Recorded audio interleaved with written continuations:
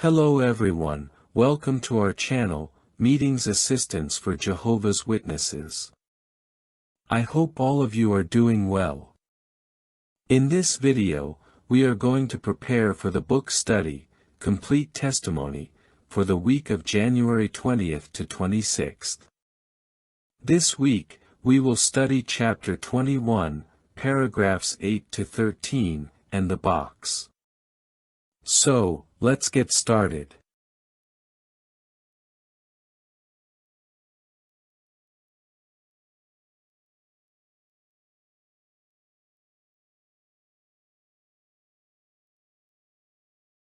Questions 8 and 9, Part A. What forced Paul to change his plans to travel to Syria? Paul had to change his plans to travel to Syria because the Jews conspired against him, attempting to kill him. Therefore, instead of boarding a ship in Cenchrea bound for Syria, he decided to return through Macedonia to avoid danger. Additional comments.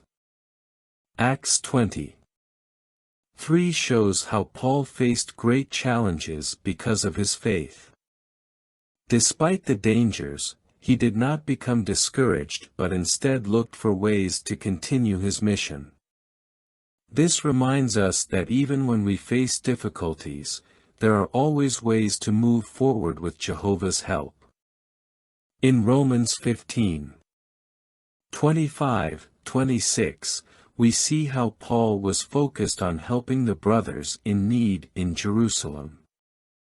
This teaches us the importance of being generous and supportive of those going through hardships, just as the Christian congregation in the first century did. Questions 8 and 9, Part B. Why did the Jews hate Paul? The Jews hated Paul because they considered him an apostate. His preaching in Corinth even led Crispus, a leader of the synagogue, to become a Christian, which infuriated the Jews even more. Additionally, when they tried to accuse him before Gallio, he dismissed their complaints, further increasing their hatred toward him. Additional comments. In Acts 18:7-8, we see how the truth can touch sincere hearts, even those of people with strong beliefs like Crispus.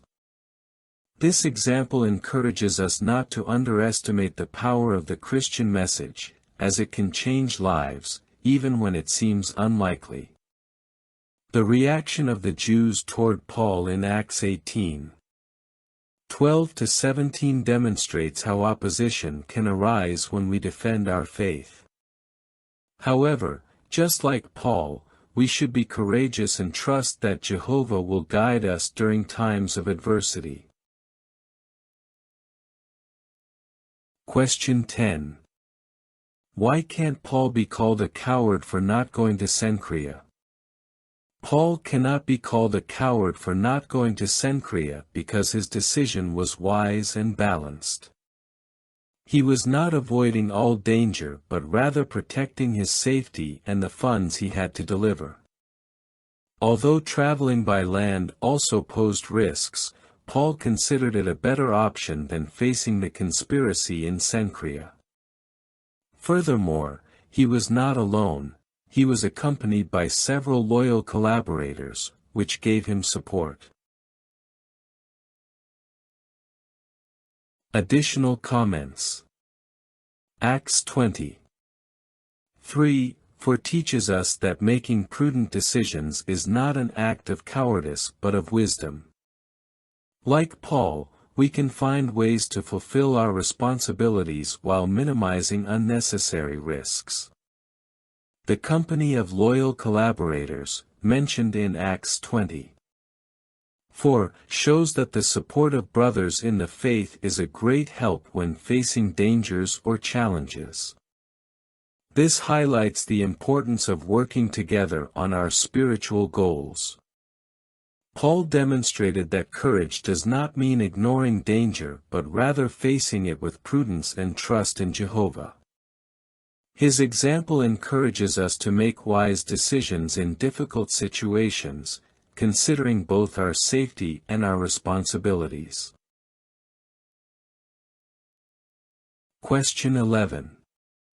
What measures do we take to protect ourselves, and what example did Jesus give us? Christians take measures to protect themselves in the ministry, such as going in groups or being cautious in dangerous areas. Although we cannot avoid all persecution, we do not take unnecessary risks.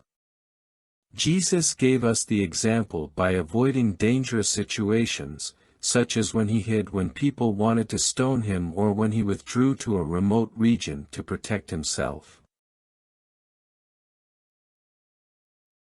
Additional comments.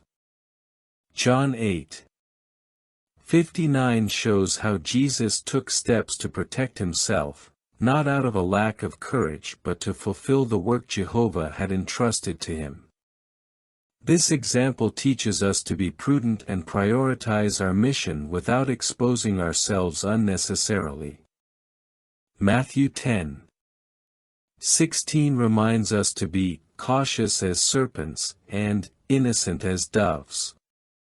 This advice encourages us to be careful and wise when facing dangers while maintaining our purity and focus on Jehovah's work. In John 11:54, Jesus showed that withdrawing from a dangerous situation is not a lack of faith but rather an act of prudence to continue fulfilling his ministry. This example motivates us to be balanced and responsible in our preaching work. Questions 12 and 13, Part A. How did the brothers feel when Eutychus was resurrected? The brothers in Troas felt greatly comforted when they saw that Eutychus was resurrected by Paul. It was a great demonstration of God's power and a reason for joy and hope for all. Additional comments. Acts 20:12 teaches us that Jehovah can comfort us even in the most difficult moments.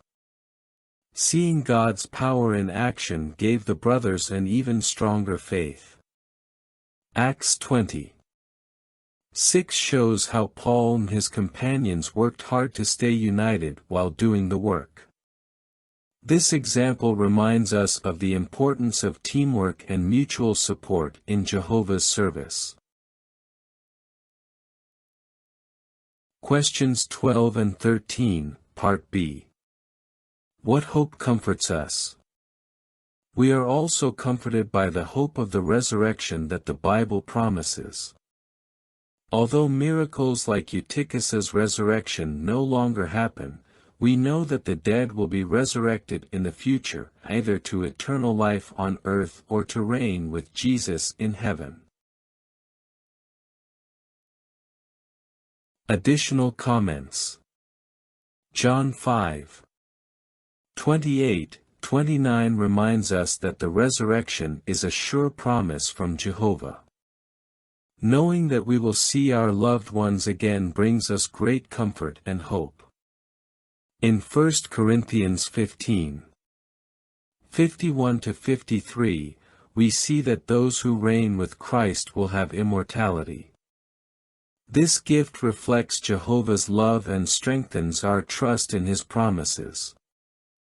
Romans 6:23 reminds us that death is the result of sin, but thanks to Jesus' sacrifice, we have the hope of eternal life. This promise fills us with comfort and motivates us to continue serving Jehovah with faith. Comments on the box. Paul delivers material aid. The Christians in Jerusalem went through difficult times due to famine, persecution, and looting, which left them in material need. These circumstances led the congregation to organize to support them. The elders asked Paul not to forget the poor. In response, Paul organized a collection in the congregations and gave instructions for each person to set aside donations according to their means. In the year 56, Paul traveled accompanied by 8 brothers to deliver the funds collected. This group made the journey safer and avoided accusations of misuse of donations. One of the main reasons for Paul's trip to Jerusalem was to deliver this material aid, demonstrating that Christian love is not only expressed through words but also through concrete actions. Well, those have been the practical answers for the congregation book study for this week. I hope they are very helpful, my dear brothers and sisters. I'm sending you a big hug, and may Jehovah bless and protect you always.